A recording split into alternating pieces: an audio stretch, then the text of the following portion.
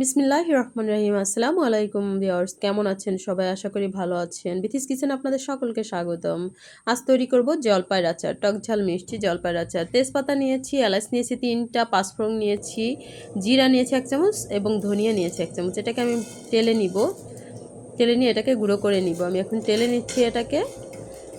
আমার তেলে নেওয়া হয়ে গেছে। আমি এখানে 1 কেজি পরিমাণে জলপাই ধুয়ে ভালোভাবে পরিষ্কার করে নিয়েছি। চুলায় গরম পানি দিয়ে দিয়েছি এবং এটাকে সেদ্ধ করার জন্য জলপাইগুলো আমি কড়াইয়ের ভিতর দিয়ে দিচ্ছি। এভাবে করে একটা ঢাকনা দিয়ে ঢেকে দিচ্ছি। সেদ্ধ হওয়া পর্যন্ত অপেক্ষা করব এবং তেলে নেওয়া মশলাটিকে আমি এখন ব্লেন্ডারে দিয়ে গুঁড়ো করে নিচ্ছি। যে গুঁড়ো করে নিয়েছি। আমি এখন আমার জলপাইটি সেদ্ধ হয়ে গেছে, দেখিয়ে দিচ্ছি। দেখুন ফেটে গেছে। জলপাইটা মোটামুটি ভালোভাবেই সেদ্ধ হয়ে গেছে। এটা গরম বলে আমি এভাবে ঘুটনি দিয়ে নেড়ে নিয়েছি। আপনারা ঠান্ডা করে হাত দিয়েও ম্যাশ করে নিতে পারেন। এভাবে করে নিয়েছি।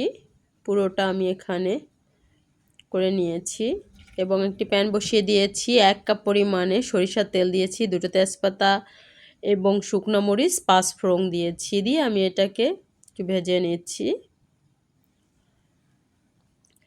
1 কাপ পরিমাণে চিনি দিয়ে আমি চিনিটা গলা পর্যন্ত এবং লবণ দিয়েছি 1 চামচ পরিমাণে, দিয়ে আমি চিনিটা গলা পর্যন্ত এটাকে নাড়তে থাকবো। এবং আস্ত রসুন দিয়েছি, আপনারা এখানে বেটেও দিতে পারেন রসুনটা। আমার রসুনের আচারটাও ভীষণ ভালো লাগে। আমি আস্ত নিয়ে হালকা একটু থেতলে নিয়েছি। এবার আমি ম্যাশ করা যে জলপাইটা আছে এটা আমি এর ভিতর দিয়ে দিচ্ছি এবং শুকনো মরিচের গুঁড়া দিয়ে দিচ্ছি। আপনারা চাইলে মরিচটাকে তেলেও দিতে পারেন, শুকনো মরিচটা। এভাবে করে নাড়িয়ে নিচ্ছি আমি।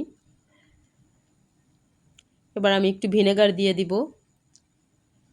ভিনেগারটা দিলে অনেক দিন পর্যন্ত আচারটা রাখা যায়, নষ্ট হয় না। আচারে পানি ব্যবহার করা যাবে না, তাহলে আচারটা নষ্ট হয়ে যাবে। গুঁড়ো করা মশলাটাও দিয়ে দিচ্ছি, দিয়ে আমি অনবরত নেড়ে নিচ্ছি। আমার ভিডিওটি ভালো লাগলে লাইক, কমেন্ট এবং শেয়ার করবেন। নতুন যারা আছেন চ্যানেলটিকে সাবস্ক্রাইব করবেন।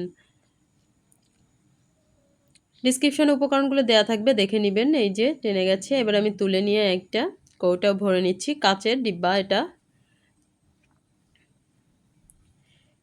এই যে দেখুন হয়ে গেছে। ভালো থাকবেন। আসসালামু আলাইকুম।